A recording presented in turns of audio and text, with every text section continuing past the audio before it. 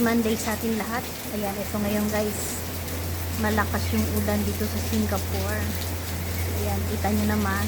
So, gagawa muna tayo ng content guys para sa ating YT. Kahit pa paano. Kahit 3 minutes lang.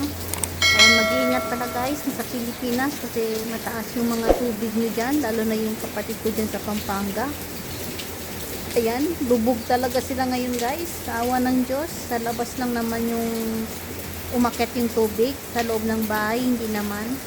Kaso lang naman din, yung banyo nila, hindi sila makakadumi dahil nga mataas yung tubig sa baba. Ayan. Ano lang tayo guys, keep praying lang tayo guys kasi yung Panginoon lang yung nakakaalam yung buhay natin. Kagaya dito ngayon sa Singapore, tingnan nyo naman, pabigla-bigla. Sobrang init, tapos maya-maya konti, dumidilim. Ayan, malakas na naman yung ulan. So, ganun lang guys, panatag lang tayo guys. At syempre, mag-take tayo ng vitamins para hindi tayo, magtarangkaso. Alam niyo naman, mahirap na magkasakit guys. Lalo na tayong mga mahirap. Mahirap talaga magkakasakit. Kaya, kahit na mahirap, basta wala lang sakit sa pamilya, maayos na yung buhay natin. So, ganun lang guys. So, dito muna, gawa muna tayo ng content para kahit pa paano.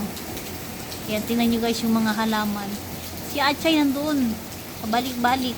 Kawawa naman si Achay. Wala na kasi ako raspberry leaves Ubus na kasi.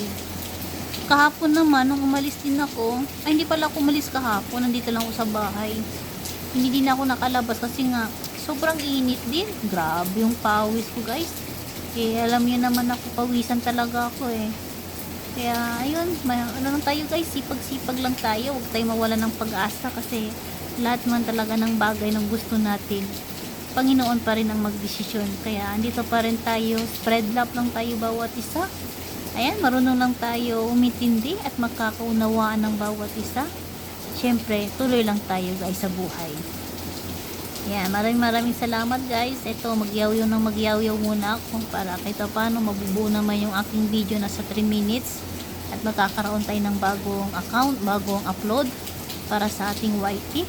Ayan, hopefully guys sa 24 makakaroon tayo ng magandang resulta, pero kung wala naman tayong magandang resulta, edi pabayaan na natin at gumawa tayo ng panibagong channel.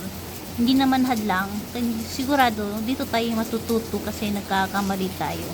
Sa next gagawa tayo, marunong na tayo itutuloy yung dapat sumunod tayo sa mga community nila.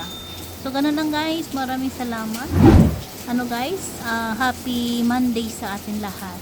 God bless everyone.